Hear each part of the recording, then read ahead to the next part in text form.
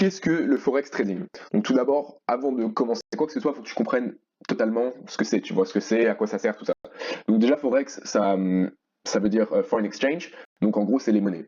C'est les monnaies. Donc en fait, tu vas trader des monnaies. Tu vas échanger une monnaie pour une autre, d'accord? Comme tu pourrais trader des voitures, d'accord? Tu prends une voiture, tu l'échanges, machin. Bah là, ça va être la même chose avec des monnaies. Et donc, en fait, le but, évidemment, ça va être de retirer les profits en changeant des monnaies comme ça. Donc, il y a pas mal de personnes qui comprennent pas trop en fait ce principe de acheter des monnaies, revendre des monnaies, d'accord? Mais il faut que tu y penses comme des actions, tu vois. Donc, une action d'entreprise, par exemple, si on va voir Apple, les actions d'Apple, voici. Donc là, tu peux voir les actions d'Apple, d'accord? On peut voir que ça a bien baissé, c'est bien remonté, tout ça.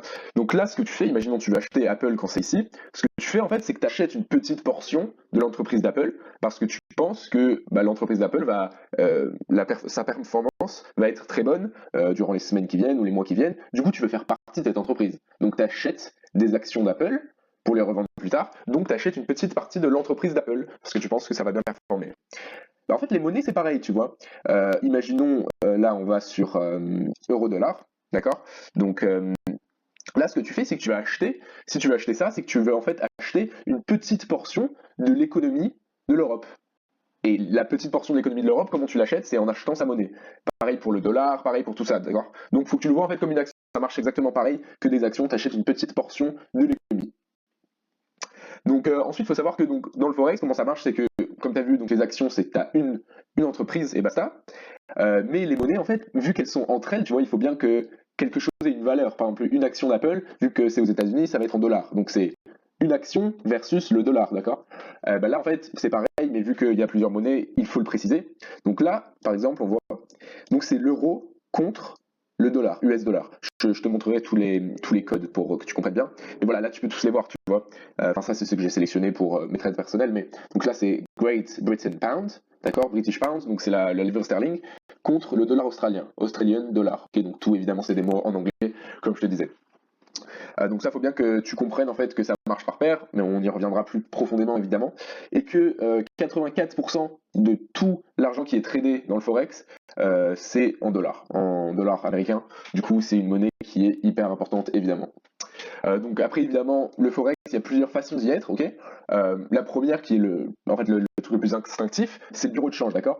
Quand tu voyages et que tu vas dans un autre pays, tu vas aller au bureau de change, changer ta monnaie.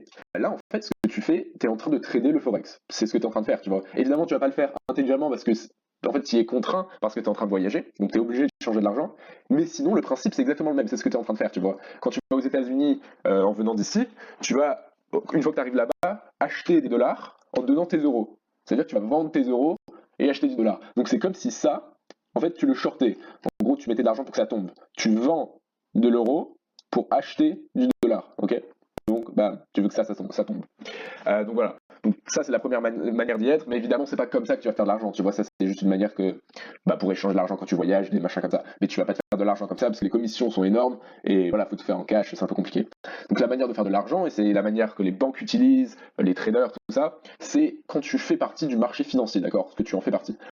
Pourquoi tu peux te faire de l'argent comme ça? Premièrement, c'est parce qu'il y a un effet de levier, d'accord? Donc en anglais, ça s'appelle leverage, Leverage, d'accord? Bon, tu le sais, leverage. Donc ça, c'est en fait ton argent, il est multiplié en quelque sorte. Donc tu peux trader avec plus d'argent que tu n'as. Parce que comme tu sais, les monnaies, voilà, si ça passe, imaginons là de 1,11 à 1,12, bon, super, tu t'es fait 1 centime, tu vois. Donc c'est pour ça, pour que ton argent il soit un peu multiplié pour que tes retours soient conséquents, tu vois. Donc ça c'est la première raison. Et puis la deuxième, c'est parce qu'on a accès à plein d'informations, de graphiques, tout ça, et c'est instantané. Tu as juste à cliquer sur ton téléphone ou